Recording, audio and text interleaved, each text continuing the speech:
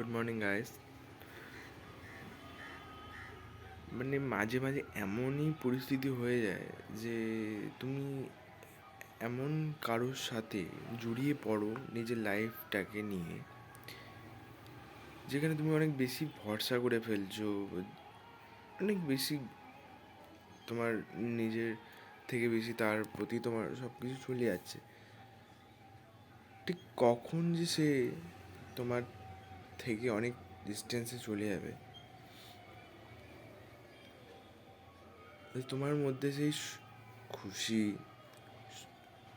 মানে আনন্দ, সব জিনিস যেন সে চলে যাওয়ার সাথে সাথে সেও সেই সব যেন সবটুকুই যেন চলে যায়। এইরকম কেন সিচুয়েশান হয় মানুষের সাথে বুঝি না। আর মানুষ কেন যে এত মানে পরিমাণ কি বলবো বুঝতেই চায় না। মানুষ অ্যাকচুয়ালি এখন অপশান বেশি হয়ে গেছে না, মানুষ এইটাই বুঝতে চায় না যে একজন থাকাকালীন আর কোনো অপশানের দিকে যাওয়া উচিত নয়। বেসিক্যালি আমি আমার পার্টনারের সাথে একদম সঠিক, তো সেও আমার সাথে সঠিক, কিন্তু এখনকার যুগে এত অপশান হয়ে গেছে আর অনলাইন অপশান আরও বেশি। তো এত অপশান হয়ে গেছে মানুষ ভুলেই গেছে যে প্রেম অ্যাকচুয়ালি কী, আর কারোর সাথে থাকা এবং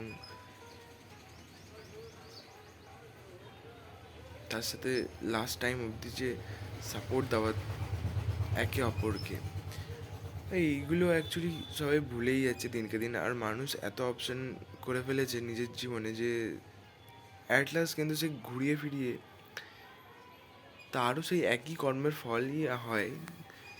কিন্তু এক জায়গায় কেউ যদি থেকে সেই সম্পর্কটার সাথে মানিয়ে নিয়ে চলতে পারে আর চলতে শেখে, সেটা কিন্তু সব থেকে বেশি বড় ভালোবাসা বলে মনে হয় আমার। আর মানুষ অ্যাকচুয়ালি না, এখনকার যুগের মানুষকে না বিশ্বাস করা বিশাল টাফ। সে ছেলে বলো আর মেয়ে বলো, দুজনেই। তো এইটুকুনি বলার। বাই। ভেবেচিন্তে থেকো, কারোর সাথে রিলেশনশিপে গেলে খুব ভেবে থেকো, একদম ফুট করে জড়িয়ে যেও না। হয়তো সে কখনো থাকতেও পারে, আবার নাও থাকতে পারে। তো নিজেকে শক্ত করে রেখো। কিন্তু সব মানুষ যে খারাপ হয় এটা নয়, কিছু কিছু মানুষ ভালোও আছে। বাই।